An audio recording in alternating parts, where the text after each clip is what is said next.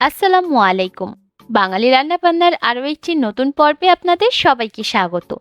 আজকের পর্বে তৈরি করে দেখাবো ক্রিসপি চিকেন বার্গার। একদম দোকানের মতো করে বার্গার কিভাবে খুব সহজে ঘরে তৈরি করবেন সেই রেসিপিটাই খুব সহজভাবে তৈরি করে দেখিয়েছি। আশা করছি আপনাদের সকলের কাছে রেসিপিটা ভালো লাগবে। আজকের বার্গারটা তৈরি করার জন্য আমি 2টা চিকেন ব্রেস্টকে 4টা ভাগে ভাগ করে নিয়েছি, আর হাড় ছাড়া শুধুমাত্র মাংসই ব্যবহার করতে হবে। এবার একটা কাঁটা চামচের সাহায্যে এভাবে করে মাংসের উপর একটু দাগ কেটে নিচ্ছি। এতে করে আমরা যখন মশলা দিয়ে মাংসগুলোকে ম্যারিনেট করব তখন মশলা খুব ভালোভাবে মাংসের ভিতর ঢুকতে পারবে। এবার মাংসগুলোকে আমি একটা বাটির মধ্যে নিয়েছি, এর মধ্যে দিলাম 1 চা চামচ চিলি ফ্লেক্স, আধা চা চামচ দিয়েছি কালো গোলমরিচের গুঁড়া, আধা চা চামচ দিয়েছি লবণ, 1 চা চামচ দিয়েছি আদা রসুন বাটা, আধা টেবিল চামচ দিয়েছি সয়া সস, আর আধা টেবিল চামচ দিয়েছি টমেটো সস। 1 ফালি লেবুর রস একটু চেপে দিয়ে দিলাম। এবার মশলার সাথে মাংসগুলোকে ভালোভাবে মাখিয়ে নিচ্ছি।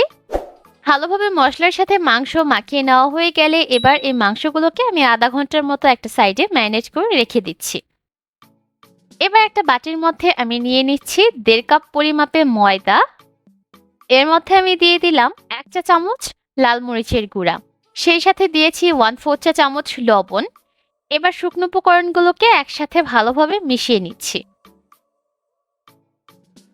এবার যে মাংসগুলোকে মশলা দিয়ে ম্যারিনেট করে রেখেছিলাম সেখান থেকে একটা টুকরা নিয়ে প্রথমে ময়দার মধ্যে ভালোভাবে গড়িয়ে নিচ্ছি। তারপর আলগা ময়দাটাকে ঝেড়ে ফেলে দিয়ে এবার এই চিকেনের টুকরাটাকে আমি পানিতে চুবিয়ে নিচ্ছি। আর চেষ্টা করবেন ঠান্ডা পানি ব্যবহার করতে, তাহলে দেখবেন চিকেনের উপরের কোটিংটা খুব সুন্দর হবে। 10-15 সেকেন্ডের মতো পানিতে চুবিয়ে রাখার পর এবার এই চিকেনের টুকরাটাকে তুলে নিয়ে আবারও ময়দার মিশ্রণের মধ্যে দিয়ে দিতে হবে। এবার ময়দা দিয়ে খুব ভালোভাবে ঘুরিয়ে ঘুরিয়ে এই চিকেনটাকে কোট করতে হবে। শুধুমাত্র মাংসটাকে ঘুরিয়ে নিলে চলবে না, ময়দা সমেত ঘোরাতে হবে। আর আমি কাজটা কিভাবে করছি আপনারা স্ক্রিনে দেখে নিশ্চয়ই বুঝতে পারছেন। এভাবে করে একটু বেশি পরিমাণে ময়দা যদি এই মাংস কোটিং করার ক্ষেত্রে ব্যবহার করেন তাহলে মাংসের বাইরের লেয়ারটা খুব সুন্দর হবে। এই যে দেখতে পাচ্ছেন এর মধ্যে কিন্তু চিকেনের উপর সুন্দর একটা কোটিং এর সৃষ্টি হয়ে গেছে।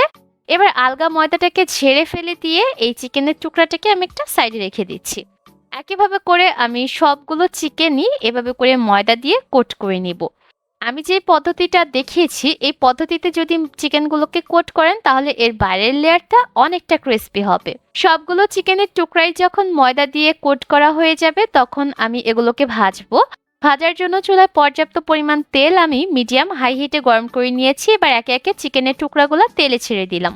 প্রথম অবস্থায় চুলার আঁচটাকে মিডিয়াম হাই হিটে রাখতে হবে। তারপর চিকেনগুলো তেলে ছাড়া হয়ে গেলে তখন চুলার আঁচটাকে কমিয়ে মিডিয়াম লো হিটে করে দিতে হবে। যেহেতু কাঁচা মাংস ব্যবহার করেছি তাই খুব বেশি আঁচে যদি ভাজেন তাহলে মাংসগুলো কিন্তু সিদ্ধ হবে না, কিন্তু বাইরের অংশটা লালচে হয়ে যাবে। তাই মাংসগুলোকে চুলার আঁচ মিডিয়াম লো হিটে রেখে ভাজতে হবে। এতে করে দেখবেন বাইরের লেয়ারটাও অনেকটা ক্রিস্পি হবে আর ভিতর থেকেও মাংসগুলো খুব সুন্দরভাবে সিদ্ধ হতে পারবে। আর খুব বেশি উল্টে পাল্টে না দিয়ে চেষ্টা করবেন একটু সময় পর পর উল্টে পাল্টে দিতে, এতে করে লেয়ারটা ভালোভাবে সেট হয়ে যাবে আর খুলে যাবে না।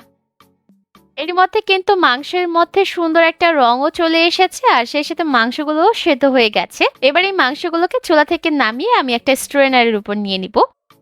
আজকের বার্গার তৈরি করার জন্য আমি দোকান থেকে কিনে আনা সিম্পল রুটি ব্যবহার করেছি। আপনারা চাইলে বার্গার বানও ব্যবহার করতে পারেন, তবে হাতের কাছে বার্গার বান না থাকলে এরকম সিম্পল রুটি দিয়েও কিন্তু বার্গারটা তৈরি করতে পারেন। এবার প্রথমেই আমি রুটির উপর দিয়ে দিচ্ছি টমেটো সস। আপনারা আপনাদের প্রয়োজন অনুযায়ী পরিমাণটা বাড়িয়ে নিতে পারেন। সেই সাথে দিয়ে দিলাম মেয়োনেজ, আর চাইলে কিন্তু মেয়োনেজ ছাড়াও এই বার্গারটা তৈরি করা যায়। এবার উপর থেকে আমি শসার স্লাইস দিয়ে দিচ্ছি, সেই সাথে দিয়েছি টমেটো স্লাইস। এবার উপর থেকে আমি ভেজে রাখা চিকেনের টুকরা দিয়ে দিচ্ছি আর সবশেষে পাউরুটির টুকরা দিয়ে এটাকে সার্ভ করতে হবে। একইভাবে করে বাকি বার্গারগুলোকেও আমি তৈরি করে নিব।